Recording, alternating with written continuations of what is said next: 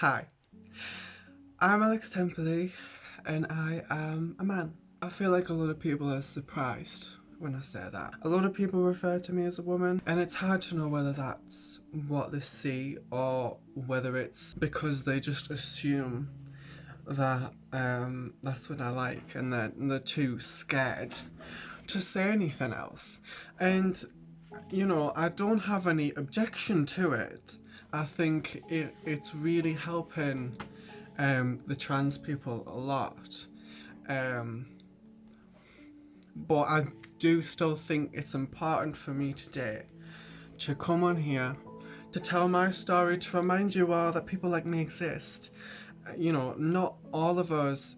I think there's kind of this, even though we've got the transgender movement now, there's still this weird epidemic of like, if you like pink and you like dolls, or whatever, if you like pink and you like dresses and you want to wear makeup, then you must be a woman, and there's no other possible way of doing it. No, I don't feel masculine in any sort of capacity, but you know, it's also the case of like, man is what I was given, and I don't really care enough to change it. I don't really care enough to ask anyone to say any different. I say man because that's what the doctors put on my birth certificate, and it's doesn't get more simple than that. Um, so I think if you do wonder, just ask. It's not hard, but I don't correct people when they say she. I don't really care. Um, but going back to the point, it's still important to come on here and just talk about my experience as this person.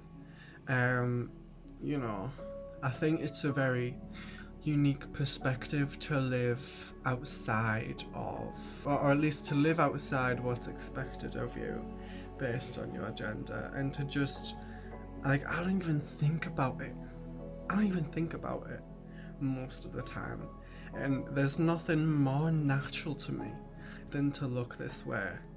And, to look at it from the outside, it is kind of crazy, but because, we're told that this isn't the way it's meant to be. But yeah, let's start on when I was when I was really young. I didn't really think anything of it. I was just kind of this person, and at that point you don't really understand, and you don't really. It's not an issue. I would, and I didn't even, consider that maybe people would think what I was doing was wrong. I wasn't allowed to have long hair as much as I really wanted it. However, I was bought princess costumes and shoes and things, and this isn't things that were kind of forced onto me. These were things that I would hound my mum for. When I was like in like literally like nursery, there was this box of like toys out in the playground, and in this box there was this dress, and it was like a costume. It looked like a wedding dress, and I would fight with the other girls to be able to wear this dress. As someone like me, it's been a very liberating experience to separate masculine from man, feminine from woman. There'll be a lot of people that won't like the word man because they find it to sound too masculine. And vice versa, they don't like the word woman because it sounds feminine.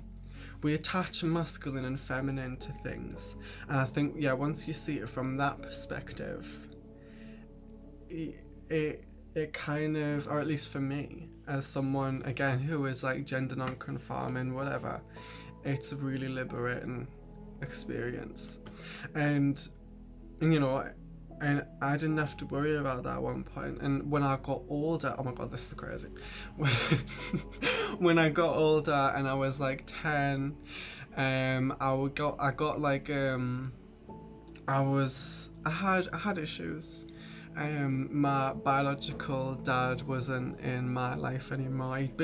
He'd been absent on and off for a while, ever since like my mum and me moved out from his house when I was 4, and then I would visit. But once I moved about 50 miles away, when I was about 9 or 10, I never saw him again. And I think that kind of it's left me with issues that I still have today. One that I'm gonna fully openly admit to today, and that it's acknowledgement.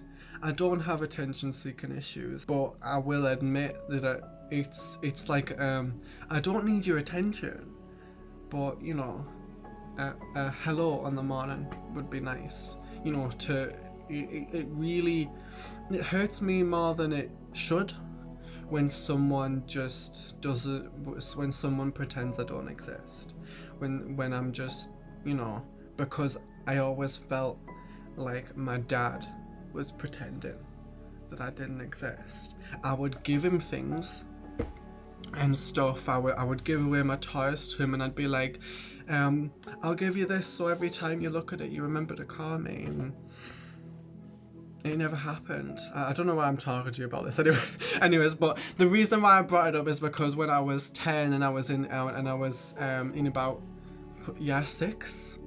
Are you 10 when you're in year 6? I was in year 6. I usually remember things by what year I was in school more than my age. So I was in year 6, and I would get these hypnotherapy sessions.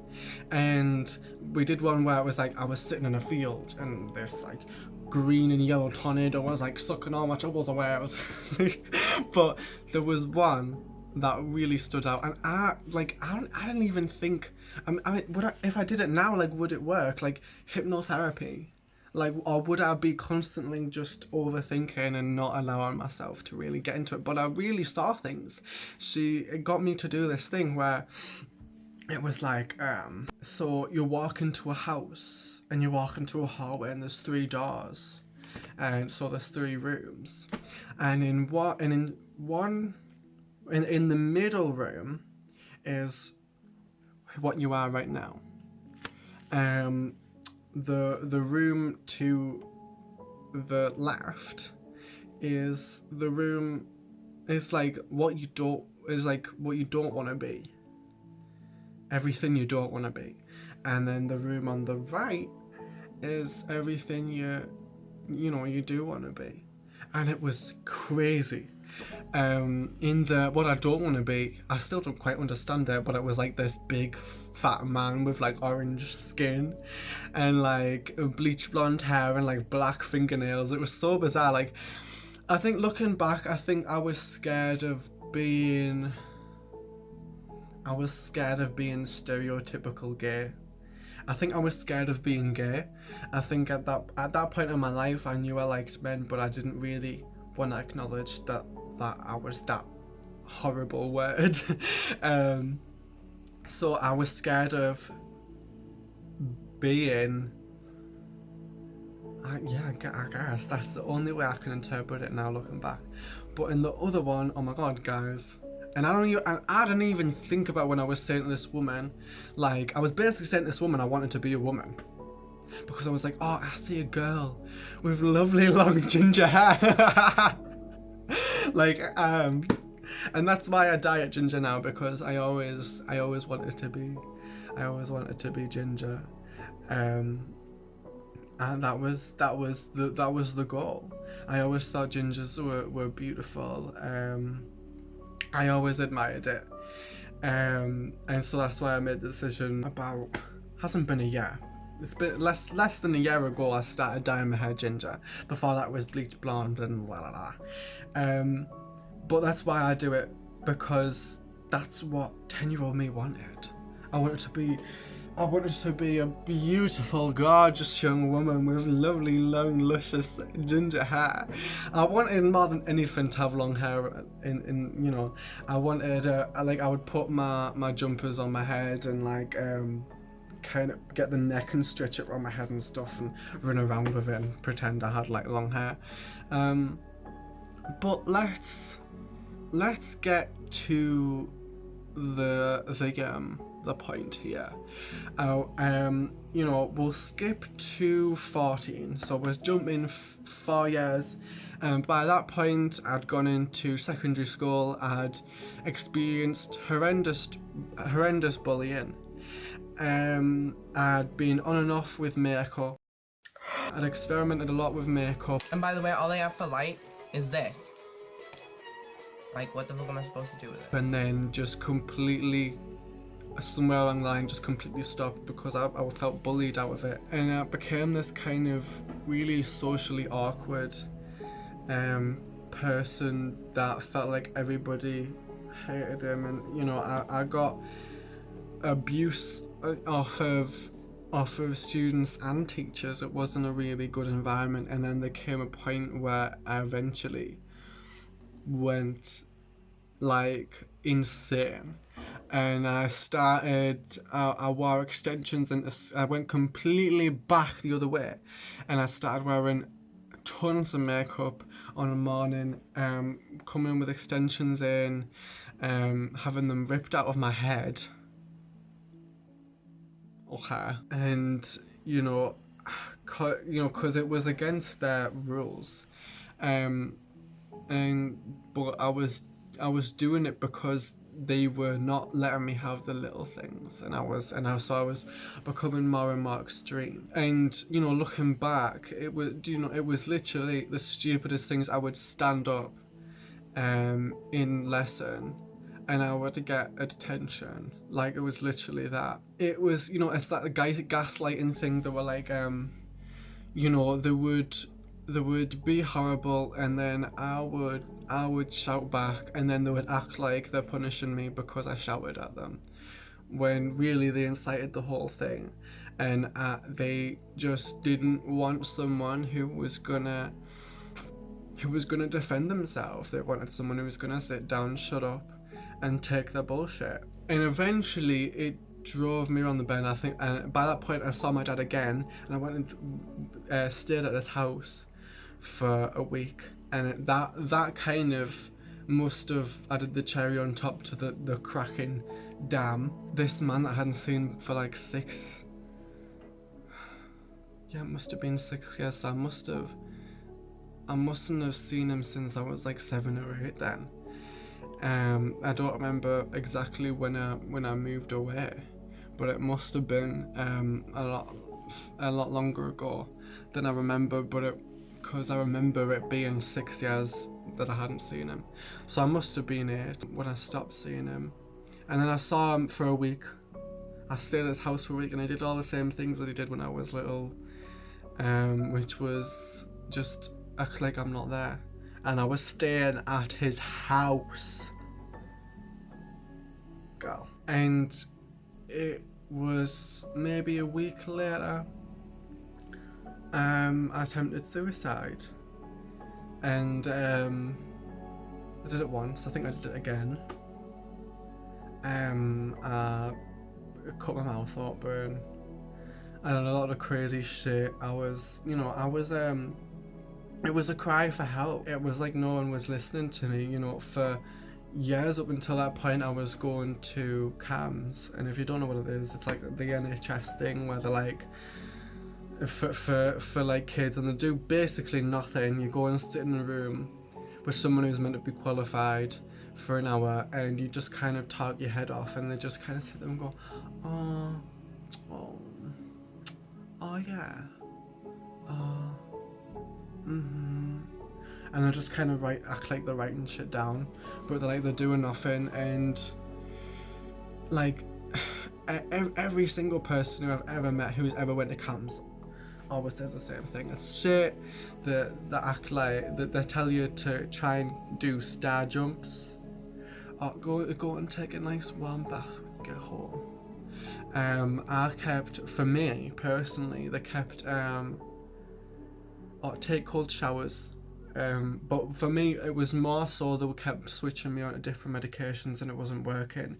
I think looking back, I was having symptoms of depression, but I wasn't depressed. I was just, I feel like when you're depressed, it's like you can never be happy. Whereas I could feel happiness. I was just so dragged down by what was happening in my life. I wasn't depressed. I was just sad and beaten up and beaten down, and rightfully so. Who wouldn't in that situation? I felt like the whole world was against me, and I wanted to escape. I couldn't escape to my dad's, and I just wanted to be away. And then that's when I did it, and eventually I got what I wanted, I guess. And I ended up in like a psychiatric facility. I wasn't there very long. It was like a month. It was a really bizarre experience being there. I was painfully bored, but that when I was in there, that's when my life started to a switch flipped in my head, because that's when I started actually wearing the women's clothing.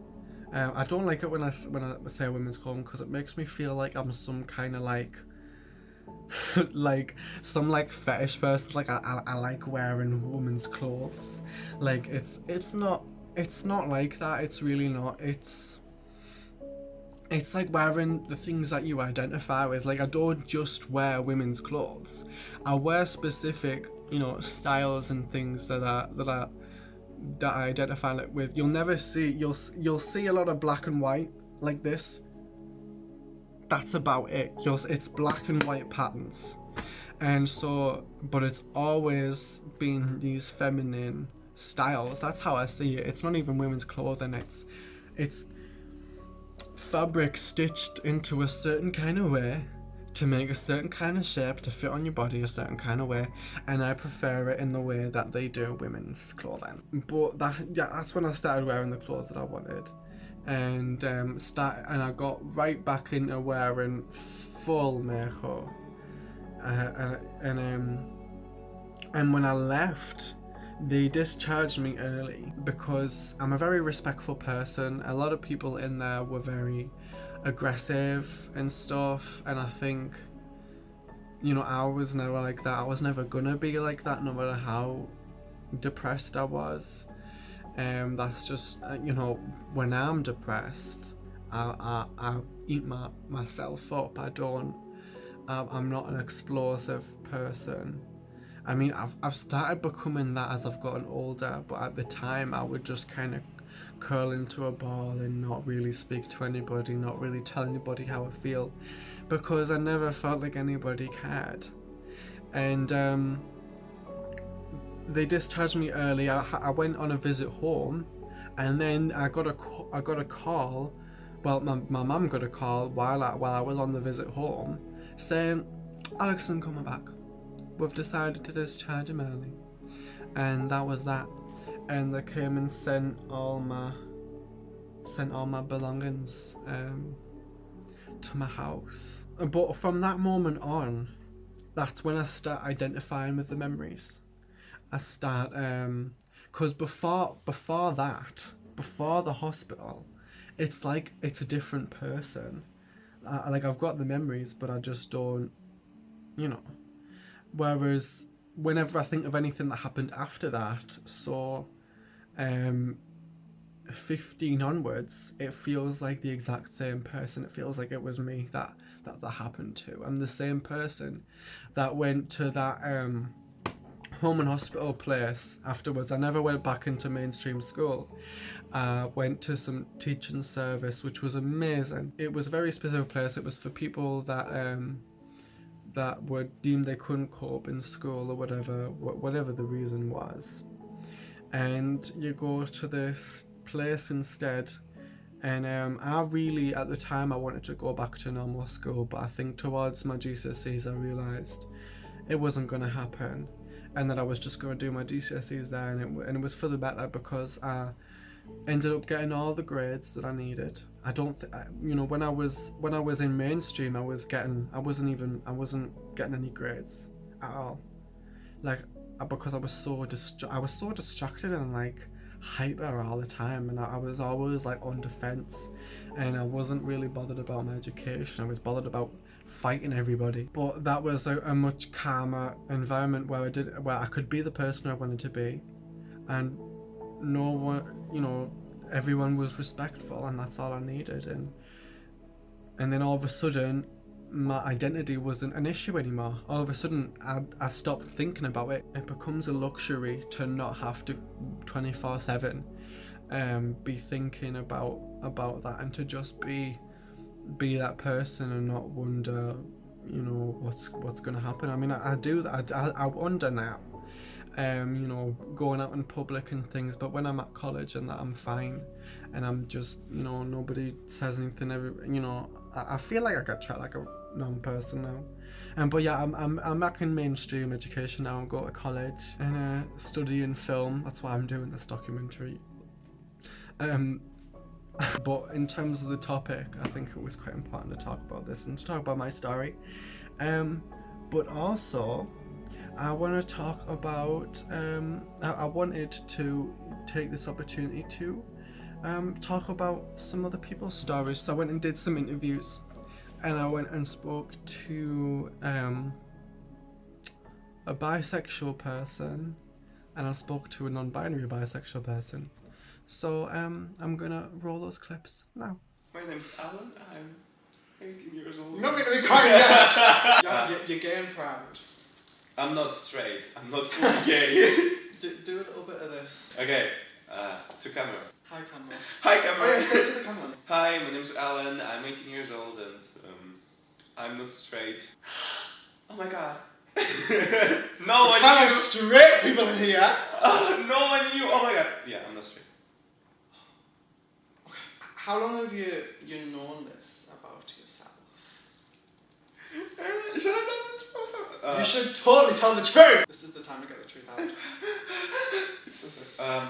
No, actually, I was thinking about that like back in Ukraine, literally like few months before the war happened. But I was like, Ukraine is not the best place. Yeah, that's why it was so interesting to have you, is because I feel like, I know not everyone in this country is like, yes, go gays, like there is still, there'll always be discrimination wherever you go. Yeah, that's true. But I feel like in Ukraine, or at least from our knowledge here, it's more normalised to be homophobic. It's more normalised to say it's weird or to say it's bad. Would you say so? I would say that the level of homophobia in Ukraine is way higher than here, obviously. I think it's a huge influence of USSR and just of a system that Ukraine was before full independence. But I can say that now it does decreases. Yeah. So level of homophobia in Ukraine decreases. Like, I'm really glad to see gay people on streets of my own town. I'm really glad to see allies, people who supporting gays, everything like that. Even though there's still lots of stuff online, offline about gay people, lots of Instagram fake accounts that telling like no gay people in Ukraine, everything like that. But actually, I can say that I have witnessed it here as well. So like not as much. It's not like perfect out here or anything, but not as much, but still. It is like this in Ukraine. It's still hard, but people in Ukraine, the LGBT community in Ukraine, started to fight against that, and I couldn't be more proud of it. I could get arrested in India. I'm pretty sure. Like, I could literally get taken off the street in Punjab because of just the way I am, and I think it's awful. Yeah, it is. So of course we all want the whole world to hopefully one day come to terms with it, but I always say you'll never fully get rid of it. I think we'll only get to a point where people who don't like it will just be quiet. Yeah. Because that's the way it is now. People are just more secretive about it. Yeah. But honestly, it's just weird because out of so many things that people can be scared of, they decided to be scared of basically love. That's all. Yeah. It's just weird because. Oh no, like I think I watched, so you know who Trixie Mattel is? Mm-mm. It's a drag queen. Trixie. Trixie Mattel. Yes, Trixie. I know who's Trixie is because I heard Jackson. I was like, who's Jackson? There was this video that I came across, and it was a thumbnail of Trixie Mattel, and I can't remember what the title was, but it was something homophobic. Yeah. And so I was like, oh my god, let's get ready for this, Yeah. whatever trash this is going to be. Yeah. And I clicked on the video, and it was a still image of Trixie Mattel's face, and then an hour long of some preacher guy kind of talking over it, like, about how it's wrong and this and that. And one of the things that stood out to me was the fact of how he kept emphasising that it was perversion. Mhm. And I feel like that take on it is so wild. Yeah. Yeah. Like- I agree. Because they can't imagine ever wanting to be with a man. Yeah. They kind of they can't possibly imagine that could happen, so it must just be perverted, you must just be dirty and Yeah. wrong. I think, like, I could never in a million years fall in love with a woman. Mhm. I never see a woman that way. You know, Pam? I could never, if there was a woman in the video, I can't watch it. Yeah. Women just for me, no. Yeah. I can't do it. That, like, I respect them, I look up to them and everything like that, but as soon as sex comes into it, I can't. Yeah. So I could never even have sex with a woman, never mind be in love. Yeah. So I don't know how it's a perversion. You know, those feelings just don't exist in my body. I'm just Yeah. different. Yeah. I'm just a person. The same way a woman wants to be with men, Yeah. I want to be with men. It's Yeah. the same thing. You know, people ask things about how I dress. It's the same thing. A woman wants to dress like that. I want Yeah. to dress like that. It's even like let's talk first about trust and then I will say what I want to say about trust and like that's for me it's also like not understanding Yeah. because it's a fucking piece of fabric.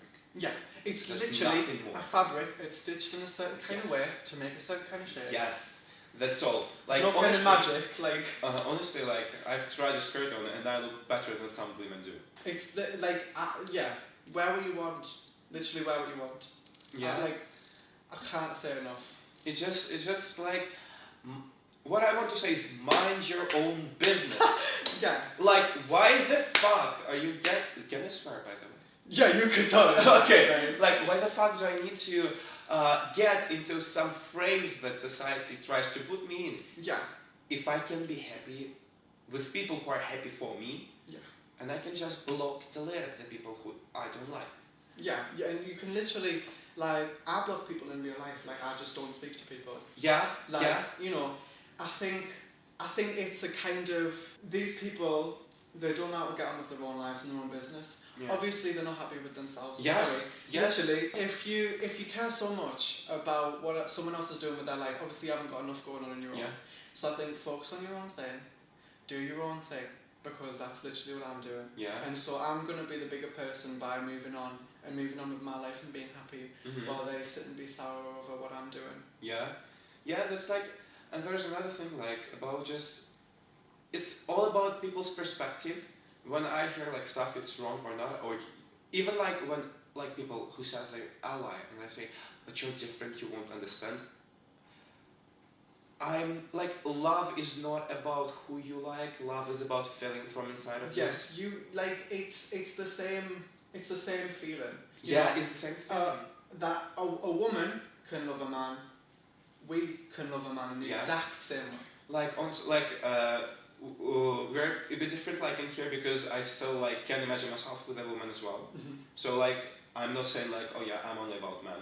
Like I Yeah. can easily like watch I don't know just straight porn and I would enjoy it as much like a gay porn like any Yeah. time. Like let's Yeah, not go in you're there. just like Yeah, let's not go in there. But like honestly, it's just weird because so many people like just like praying for me to meet a woman and have a good family, and I'm like, what the fuck? Like that's crazy. at the end of the day, it's my happiness, it's my family, it's my life. Isn't that so crazy to be like, oh my god, like you're not going to have a family and you're not going to be happy because you're not with a woman. You know what? I would be the most depressed person in the world, married to a woman, sorry. Yeah, and it's like, you know what? I had the thing because I was brought up watching Disney movies, and even like I love Disney, but it's all about straight couples, princess getting a prince. Yeah. And when I'm watching this, I'm like, okay, something is different about me as well. Yeah. Because when I was watching like Rapunzel, I was paying attention to Flynn Rider. Because I was brought this way, I thought that I was wrong. It's just realization. Like I never believed that there could be a happy gay couple, like a happy gay family, because I've never seen it. And then I found this page on Instagram. I don't remember what the name is, but it's like a couple of two guys who are married. They have 3 children, and they have just the most basic life. Like children are going to school. Well, I'm doing my job. My husband is doing the garden. Literally normal people. Normal people, and it's a normal life. And it would be boring if it was a straight couple, but I've never seen it before. Yeah. And when I saw this, I was like, shit, if I would end up with men, I would be happy, and I would have the same family that everyone has. Isn't it? It's really telling when the media has to kind of create this narrative to convince people to not go down that way. Yeah. Obviously, they must have some kind of self-consciousness to think, like, it's not wrong, but I'm going to tell everyone that's wrong. Yeah. And I'm going to stop people from seeing that you can be happy, and I'm going to control this narrative. Yeah, that's true. And plus, just straight people, even allies, they try their best, but they do not get it. It's way easier to go in a club and find a girl than go in a club and find a gay man. Oh, of course.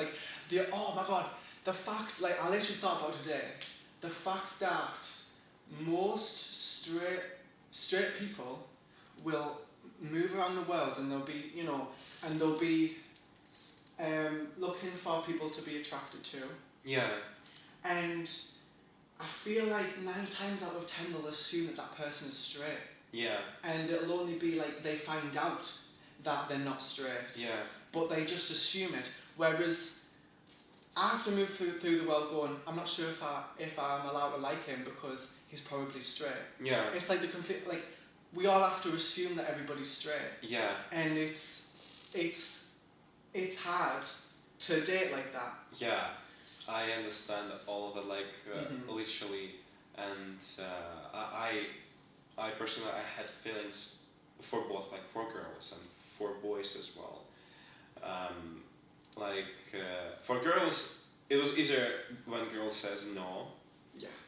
I don't know why, it just was a no, but I still kept liking it. It's like how I work. It's I'm personal as a person. Yeah. So you just see the person, don't you? Yeah, I just need a person. I need someone who will be.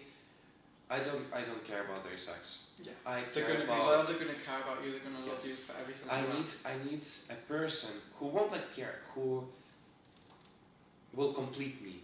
Yeah. Is that the thing? Your other half. Yes, I can honestly say that in my lifetime I met 2 people who were really like this, and both of them were men. It wasn't girls. Both of them were men. Back in Ukraine there was one boy, and here in England it's another boy. And that's the thing. I can see creating a family with a person. Yeah. I honestly, for the first time here, here when I came out and I fall in love, and I can say that I fall in love because it was a strong feeling. Yeah. I could imagine myself having a family. Mm-hmm. I couldn't imagine with any girls. I liked a girl for 5 years. It was 5 years from grade 5 till grade 10, year 10. I liked the girl so much, and she had boyfriends, and she was friend zoning me all the time. Right. And then another girl, then was this guy who I was really confused because it was Ukraine and he was fully out and I wasn't.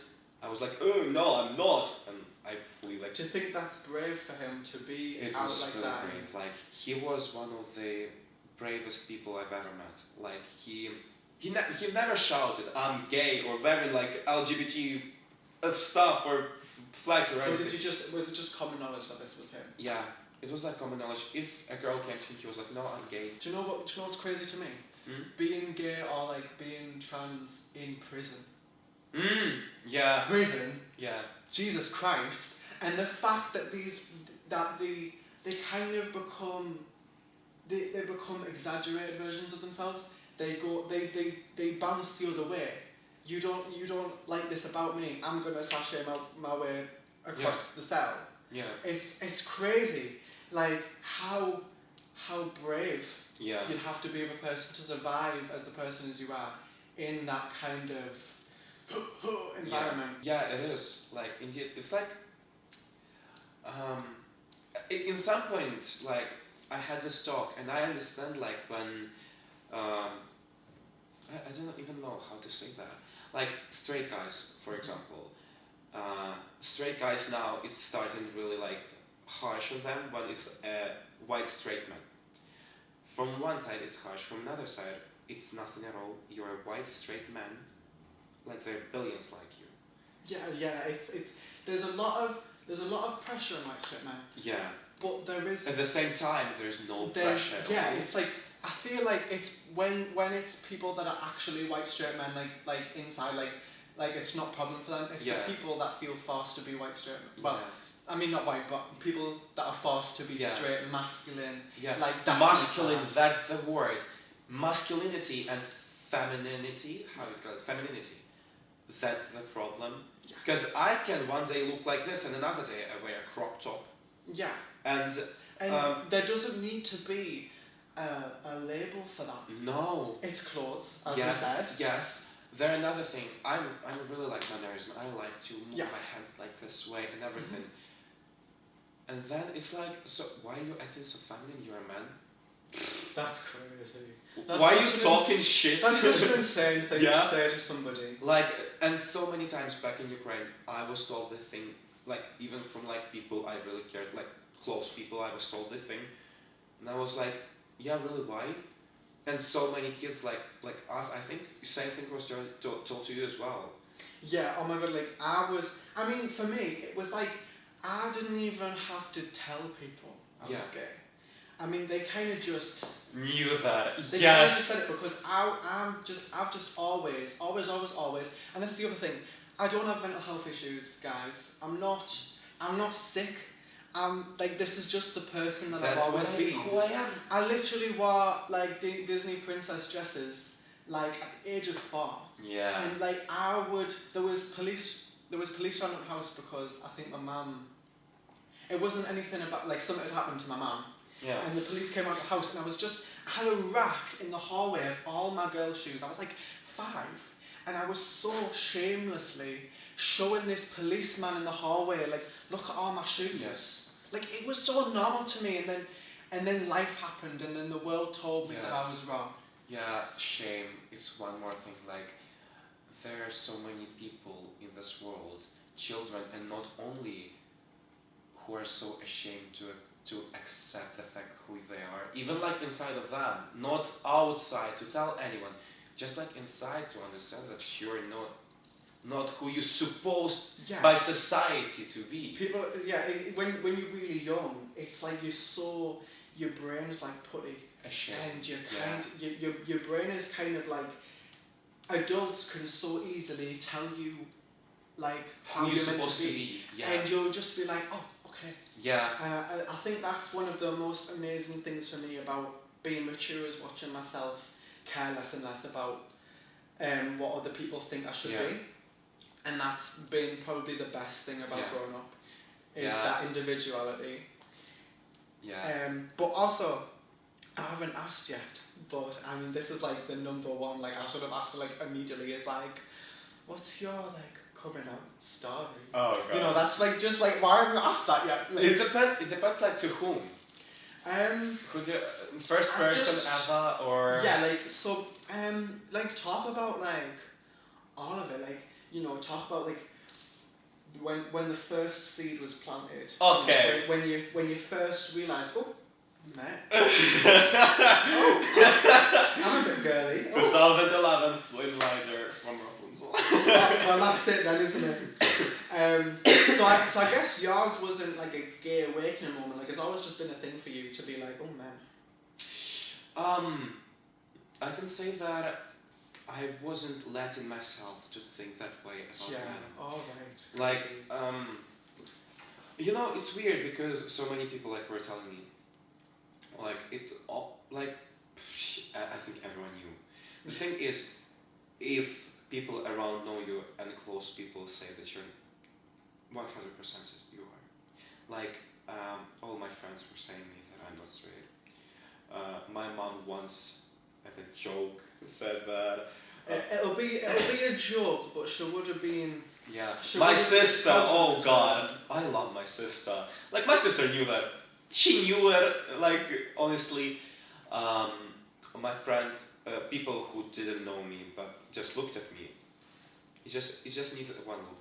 Yeah. Honestly, like Yeah, like if you've got a gay dad, I swear to God. Yeah. Like, zoom. yeah. Honestly, like I came like to England and let's later about that. Yeah. Yeah. So back in Ukraine, since like grade 5, like I think people started to thinking about that. A Well, boy it's- who collects yeah, Monster it's High like- dolls. It's like when puberty starts to Yeah. happen, and boys and girls. I mean, they're always separated, but they kind of like. Yeah, go. They kind Yeah. Like, like, dressing when- rooms and everything like that. And the fact that like all of a sudden was kind of split between boys and girls. I was too feminine to be friends with the boys, but the Too girls masculine but the for- girls didn't want to be friends with me because they Yeah. were like, you're a boy. Yeah. Like girls didn't want to be friends with, like, and it was weird, like that, watching that separation happen Yeah. and then being kind of stuck in the middle of it. Yeah. And it's around that age that things Yes, happen. and that happens to every gay Yeah. person. Like no matter what, like when you're going through, it will happen. This will be this point when you're Yeah, too masculine for one and too feminine for Because another. the world is not made for you. Yes, that's how it feels. Mm-hmm. That's how it feels, and it's honestly it's a shame that it happens like that. Yeah. Like And so young. but I was really lucky to have friends like mine. Like Yeah. my friend, I will even call names. Christina, my friend Maria, Masha, Yeah. Marusia, yeah, I call her like that, and my friend Anya. Okay. They are actually only two of them know. Like I came out to them fully. Anya, I didn't tell her that. I think she knows that. You know what? Another thing. When straight guys Mm-hmm. tell me, actually we're thinking, and if I was gay, you would be my type. But I'm just not. Like 3 guys already told me that. And I'm like sitting there, mate, if you were thinking. You were thinking. You were thinking like. You were thinking it anyway. No, but isn't that so, like, I feel like there's so many closeted people. Oh, there are billions of them. You wouldn't even think about it. Yeah. You would. You cannot imagine yourself. Like. And I bet these people are so convinced that they're straight. Yes, and that's the thing. Like, it's hard because I remember my times in Ukraine when everyone would tell me that I'm gay and I needed to fight. Like, honestly, I was in grade 7 and there was lads who were like 5 years older than me, like 4 or 5 years older than me, and they thought that I was gay, and I was telling everyone that I was straight. They used to like picking up on me and everything like that, but my end point were when I've got a rock in my head, like thrown a rock in my head only because they thought that I was gay when I didn't tell anyone that. So it was my final point when I understood this country it needs to change. Yeah, I mean, it's. Yeah. Like, and that's what happened to me. So that's why I understand like lots of people who are going through this transition, and I understand that they will come out only when they will leave their home. Honestly, like I came out only because of like work, when I understood that I could die as a person I don't want people to remember. Like when there was one moment and I was lying on a bed and like full lights off because of war. Tanks are literally going near the street, and I'm just lying there and I'm thinking, if I die here, how will people remember me? And people would remember me as a guy, weird straight guy who everyone was talking behind his back. First person I came out was my sister. Well, of course, I can imagine I mean, I feel like she already knew. Yeah, she was like, She's like, I can't tell you how it happened, So, because I didn't come out to anyone from my family and I come out to my friends, I felt way more appreciated with my friends than with my family. That's why I've spent lots of time with my friends and not my family. And there was a point when I argued with my mom really hard because of it, because I spent lots of time with friends, not family. And my mom left, like she went on her shift. And I'm bawling my eyes out. And my family never sees me crying. It's like taboo for me because there's always supposed to be someone strong.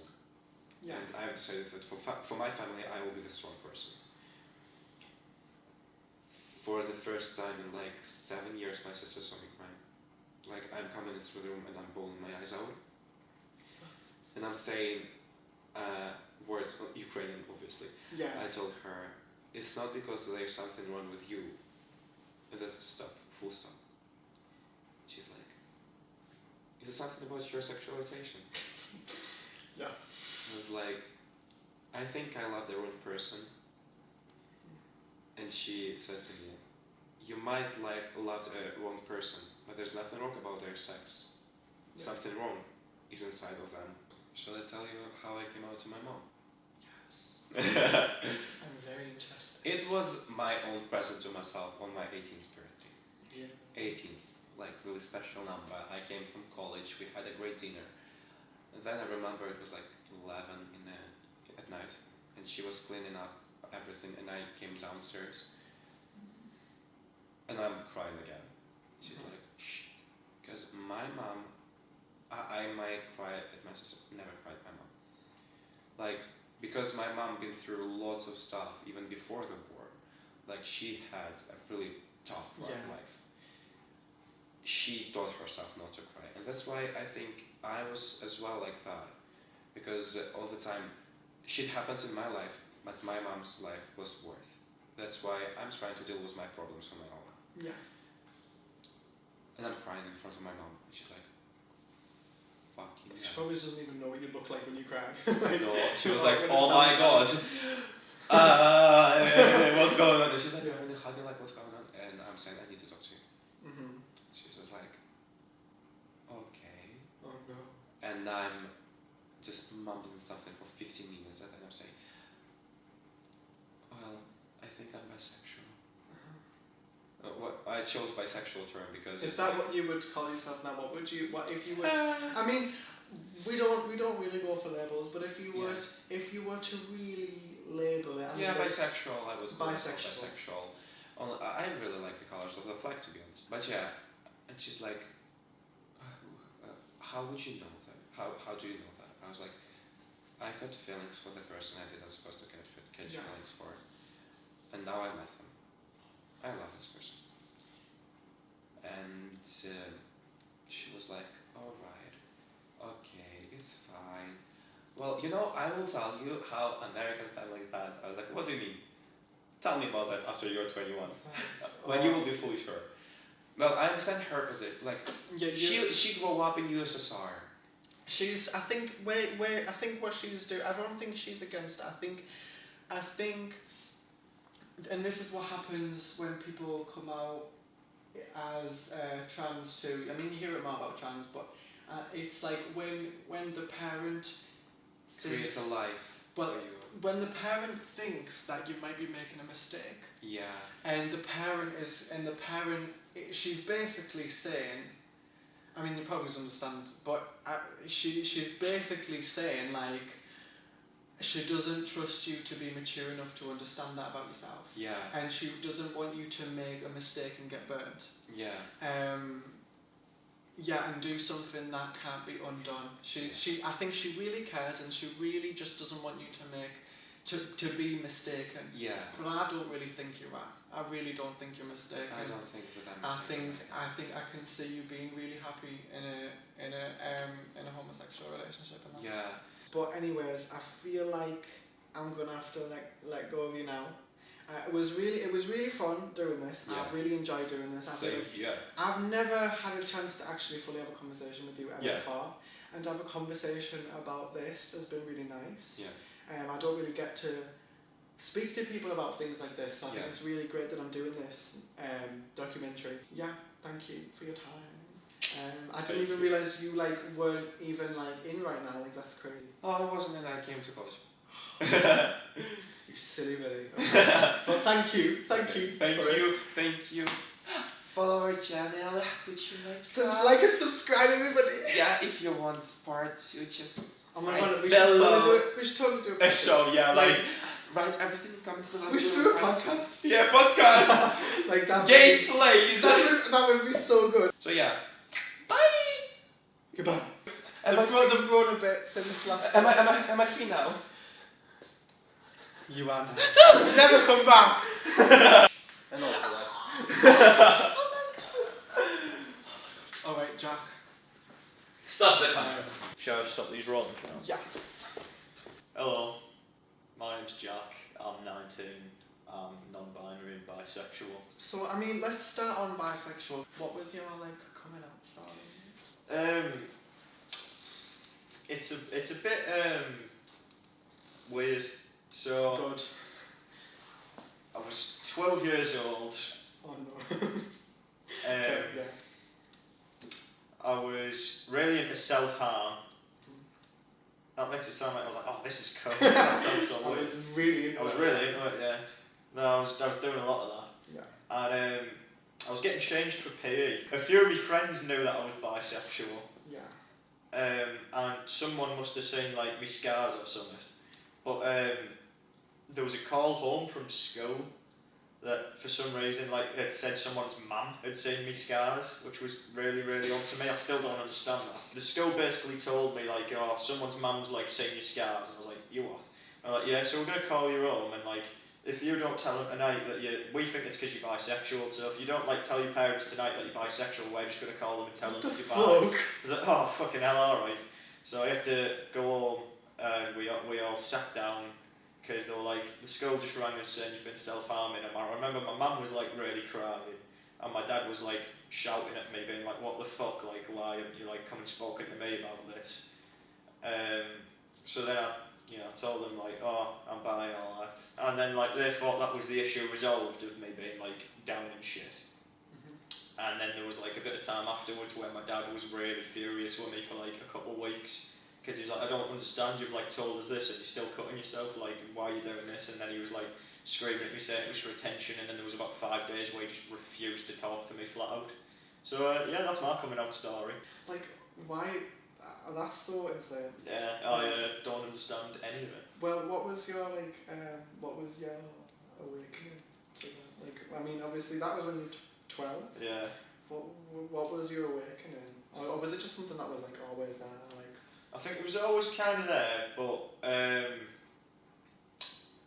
I had a very close friend when I was about 9, and I found myself, I remember at the time thinking, I'm feeling about him the way I feel about a girl. At 9? Yeah. I literally didn't have any concept of those feelings. We'll move on to the non-binary. That came a bit later. I can imagine. Yeah, I'm trying to think around what age that was, because Yeah, like I'm really curious to know what the thought process behind, like how you know that that's what you are. Yeah, well, when I was in secondary, towards the later end of the year, I started like not feeling right as a boy, and I remember for a while I was like considering if I could like maybe be like a trans girl or something. So I thought that for a while, gave that a whirl. You were thinking maybe you'd be a trans girl? Yeah, I thought, hey, am I a woman? Do you know what? Experiment. Yeah, so gave that a whirl for a little while. I was like, this isn't quite right either, but I don't quite want to identify as a boy. And then it's like, I'd been aware of like the concept of like gender as a spectrum and shit throughout like my entire teenage life. So I was like, oh, maybe I'm just neither. And then I was like, I like started using like they, them and shit. And I was like, hey, I'm much more comfortable with this when people refer to me. Is that's it gives you like a sort of nice feeling. It's like because you hear him and shit, and it's like you feel a bit disenfranchised from it. But then someone refers to you as they, and you're like, yeah, that's me. You've got my attention. I don't know, yeah, like, cause I'm like the opposite when it comes to pronouns. So Yeah. It's really interesting to hear somebody who feels like is validated the right word, like someone who, I don't know, so someone where the pronoun makes a difference. Yeah, Like yeah. people call me she all the time, and it's like, well, I know who they're referring to. So Yeah. I mean, I guess that was your coming out in one as well. Well, yeah, but I didn't. I'm not up to my parents about that yet, because I don't know how they'd understand that. But then I didn't really start using pronouns till I was in like college. Mm-hmm. I didn't start using them. I used them like with my friends when I was about like 16, but then I didn't really start using them like more widely till I was about 18. How do you feel when somebody misgenders you? It's a bit shit. It's like and then like you tell them like, hey, it's this, and like 9 times out of 10 it's not a big deal. Does it feel like someone's putting you in a box that you don't want to be in? Yeah, it feels sort of like being like categorised Yeah. into a category you don't want to be. Yeah. So is non-binary a category of its own, or is it like a like a Venn diagram? It's like the outline of the circle. I'd say it's like a lack of one. Yeah. Anything else you want to say on non-binary? It is a fun fact. Technically, every relationship I enter is a queer relationship. It was nice to talk about that, cause I feel like that, but I think that's the thing though. It's not your entire personality. You're a person that goes on with your day and your activities as if that's just a little thing about you. Yeah. And so it's not something that's your whole personality. So it's there's never really been a right situation to really have a conversation. I really like having these conversations with people. That's why I feel like it was a good idea for me to do this. And I wish more people had gotten back to me, or didn't fob me off and say, I'll get back to you when I know when I'm free. Like, it was so stupid, but because I just like talking about it. Like it's just such a You have fun fun thing. answers, don't you? You do, and I think as someone who I've never met someone that's like me yet. I've never been able to have that conversation. So so to me, I'm always the person on the outside that's investigating the inside, which is a very weird way to look at it. Well, I feel sort of the same, just because it's like bisexual, non-binary person, and it's like you find a lot of them like around this age like feel they have to make a big deal out of it or make it like a big part of the personality. And it's like all that fucking like slay queen, whatever shit. It's like I've always felt so uncomfortable with shit like that. I'm really against the people that really make it like a badge of honour. I'm not meant to give you a round of applause. Exactly. Like it's You're like, well done. If it's such a normal thing, then why do I have to act like it's an award? Yeah, exactly. Because my ideology is that it's just such a normal thing. Some people are and some people aren't. Yeah, and then you just perpetuate stereotypes. Yeah. Anyway. It's not different. No, exactly. To me. You're a person. I think the main thing that I learned from these interviews was everybody has their own story, and I think if there's any narrative to this documentary, I think I learned a lot by doing those interviews. It was very enlightening. It was amazing to speak to people and to hear the stories. If I would do I would love to be like a journalist, but like only doing interviews. I love just being so nosy and asking people to just tell me your story, because everybody has their story. I related to a lot of bits of what the answers that I was being given and things, the stories I was hearing, and it just kind of makes it reminds you that you're not alone. And I think that is the entire point and goal of this documentary, is if you were like me, or if you were anybody who is some kind of, I mean, you don't even have to be a minority, but in any kind of way, if you feel in any sort of way outcasted, unwanted, misunderstood. I think you're around the wrong people, sis. And I hope one day you go out there and you find a place where you belong. I don't like copying everybody. Like, I just don't like things that are trends. I don't, I insist on being in my own lane, because I think, that's just the way it should be. If I'm gonna be different, I'm gonna be different, and anything that is different about me, I don't do it on purpose, but I do insist on making I do insist on not hiding the things that are different about me, because you shouldn't. And that's a big part of my message, is to never copy anybody. Value your individuality, and back to what I mentioned this far, I don't aim to fit in. That's nothing you should ever aim for, is to fit in with anybody. But what I do aim for is to be around people that understand. They're not like me, but they understand. I'm not copying off them, they're not copying me, but we value each other, and we respect each other. And I think that you need, that's where you need to find your group of people, that you don't get on with each other because you're the same. You get on with each other because you're different, and that gives you something in common. And I think that's really sweet. That's really beautiful.